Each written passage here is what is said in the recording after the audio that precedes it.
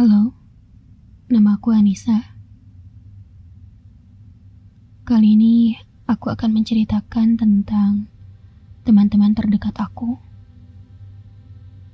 Mereka bernama Dimas, Diah, dan Linda. Aku bertemu dengan mereka secara tidak sengaja dalam sebuah ajang pencarian bakat. Kami semua tidak saling mengenal pada saat itu. Namun kami berempat sama-sama datang sendirian ke acara tersebut. Pada awalnya, aku dan Linda berkenalan duluan. Kami mengobrol ringan, dan di depan Linda ada Dimas, di belakangku ada dia. Melihat kami asik berkenalan, akhirnya Dimas dan dia ikut berbaur dengan kami. Kami seketika langsung akrab, karena saat itu kami saling melontarkan candaan. Maka kami sama-sama menyadari bahwa kami memiliki kerecehan yang sama. Bahkan pada saat itu, Dimas bercanda, kalau salah satu di antara kita lolos sampai final dan jadi artis, awas aja kalau sombong, gue jitak, katanya kayak gitu. Dan ternyata di antara kami berempat, hanya Linda yang lolos audisi ke tahap selanjutnya. Sedangkan aku, Dimas, dan dia gagal di tahap awal.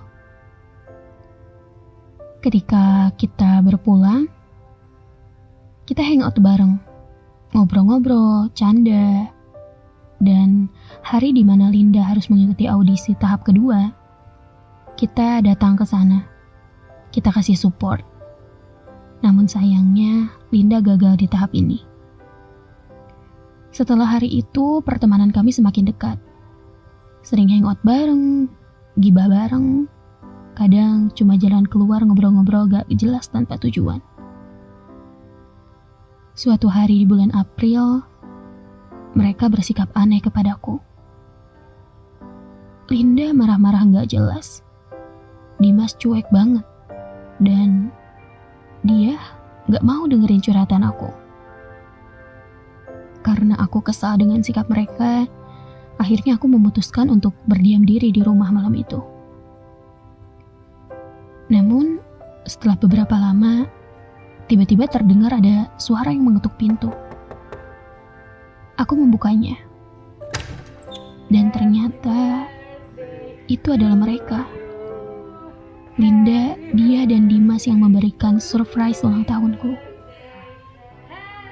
Memang pada saat itu aku ingat bahwa hari itu adalah hari ulang tahunku. Tapi, aku tidak menyangka kalau mereka sedang mengerjaiku dengan sikap mereka yang aneh pada hari itu. Setelah kami merayakan ulang tahunku, potong kue dan sebagainya, Linda mengajak kami untuk jalan-jalan keluar. Main yuk, kata Linda. Terus kata dia, hujan Lin. Ya elah, hujan dikit doang. Lagian kita kan pakai mobil. Ya Dimas ya, jalan yuk.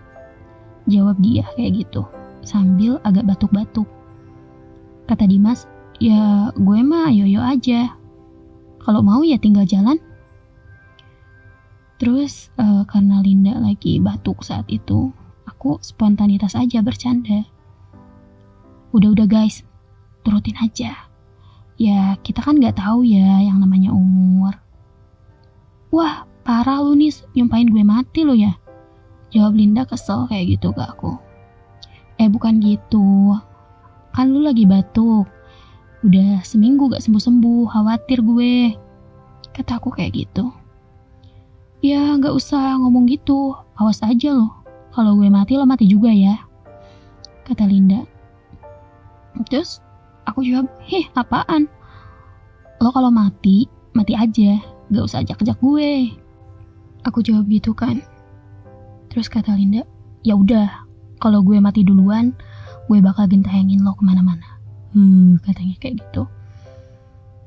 Terus kata aku, kalau lo gentayangan, gue siram lo pakai ayat kursi. Bleh.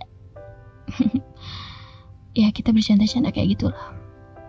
Terus ada Dimas teriak dari luar, "Woi, jadi nggak kita jalan?" katanya. Yang akhirnya kita sama-sama bergegas ya menaiki mobil berwarna putih. Dimas sebagai driver, dia di kursi depan, aku dan Linda duduk di kursi belakang.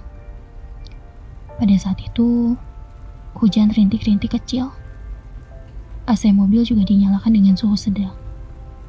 Dan aku tertidur. Aku seperti sadar tidak sadar saat memejamkan mata di perjalanan. Tiba-tiba saja, mobil terseret dan terdengar bunyi dentuman keras di awak mobil.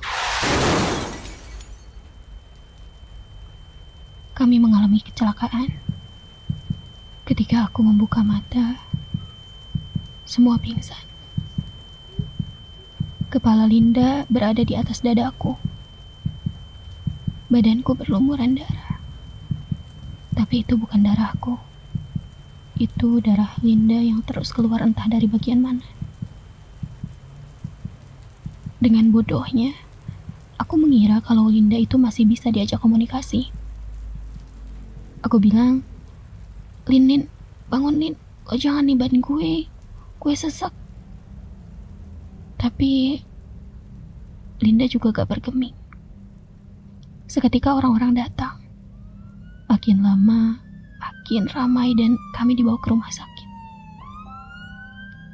Setelah sampai di sana, dia dan Dimas yang kukira pingsan, ternyata mereka sudah meninggal di tempat kejadian. Sedangkan Linda, dia masih dalam perawatan. Aku yang saat itu adalah satu-satunya korban yang mengalami luka ringan dibandingkan dengan teman-teman yang lain.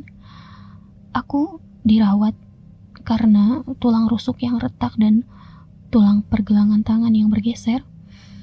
Aku sangat bingung, sangat amat bingung. Apa yang harus aku katakan dengan orang tua mereka?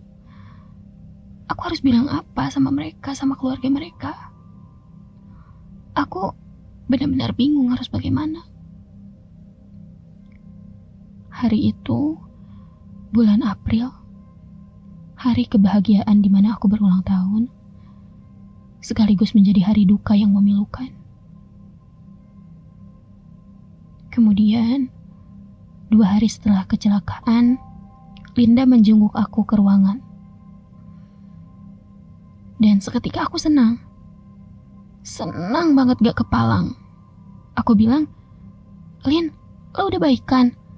Syukur deh, lo bantuin gue ya nanti di kepolisian. Lo bantu jelasin. Kataku kayak gitu kan. Terus Linda tuh cuma diem aja. Tiba-tiba terdengar suara tangisan dari luar. Keras banget, sangat-sangat nyaring. Dan karena aku penasaran, aku keluar dari ruang rawat. Ternyata yang menangis itu adalah ibunya Linda. Beliau menangis karena Linda telah dinyatakan meninggal dunia. Aku kaget, sekaget-kagetnya mendengar berita itu. Lalu yang baru saja menemui aku di ruang inap itu siapa? Kaget, sedih, campur aduk. Apalagi melihat ibunya Linda yang menangis histeris. Pingsan, tersadar, dan lalu pingsan lagi.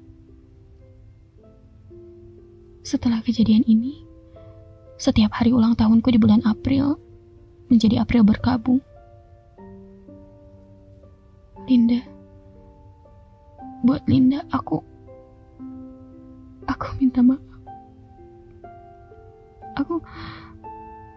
Aku gak bermaksud buat nyumpahin kamu lewat candaan itu.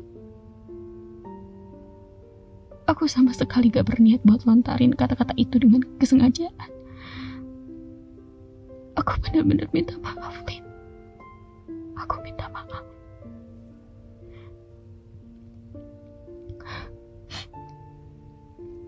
Aku sadar bahwa kematian bukanlah bahan untuk sebuah candaan. Setiap kali melihat ibunya Linda, aku selalu teringat ibu aku sendiri.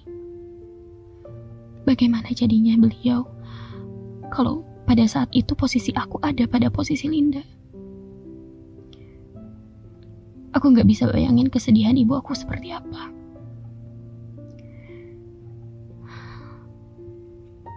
Setiap tahun, biasanya aku berziarah ke makam almarhum Linda, Dimas dan Dia. Tapi di tahun ini, aku belum bisa menemui mereka ke sana karena pandemi. Jadi, aku hanya bisa mengirim doa untuk mereka. Untuk Linda, Dimas, dan Dia. Semoga kalian ditempatkan di tempat yang terbaik di sisinya. Amin. Dan untuk teman-teman yang sedang mendengarkan, saya hanya berpesan, janganlah bercanda soal kematian. Terima kasih.